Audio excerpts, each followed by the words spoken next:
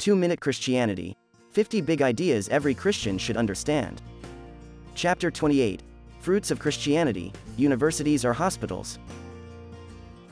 Christians point out that their religion created universities and hospitals in Europe and argue that these institutions are an important addition to the Christian side of the ledger. Investigate the evolution of these institutions, however, and Christianity's contribution may not look so impressive. The universities of Oxford and Paris are some of Europe's oldest, and they began by teaching the disciplines of theology, law, medicine, and the liberal arts. To see their clearly Christian foundation, though, consider the example of Isaac Newton. Cambridge University in the 17th century required its professors to be ordained Anglican priests. As a non-Trinitarian, Newton was a heretic, and only an exemption from the king allowed Newton to accept the Lucasian chair at Cambridge without taking holy orders. The first college in the United States was Harvard, founded in 1636 by Christians to train clergy. Most of the early U.S. universities were founded for this purpose. However, the venerable universities Christians point to with pride are today guided with a very different principle than this declaration by the first president of Princeton, quote, "Cursed be all learning that is contrary to the cross of Christ," unquote.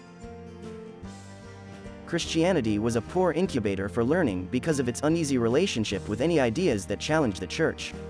The Roman Catholic Church's list of forbidden books, yes, they had a real list, was a who's who of Western thought and included books by Voltaire, Kepler, Galileo, Descartes, and many more.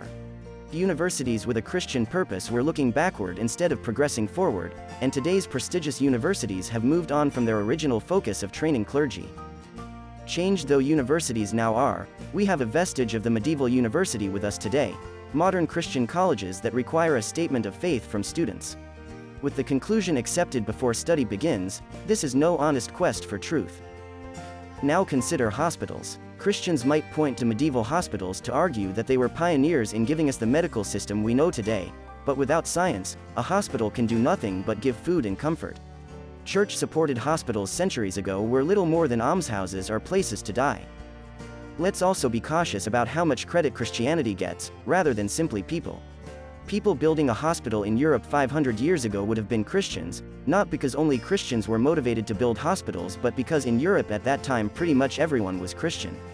Europe didn't have a monopoly on hospitals, and India, Greece, and Rome tried to systematize healthcare long before European Christians. We see medieval Christian medicine today in Mother Teresa's hospitals. They don't treat disease and often lack even pain medication.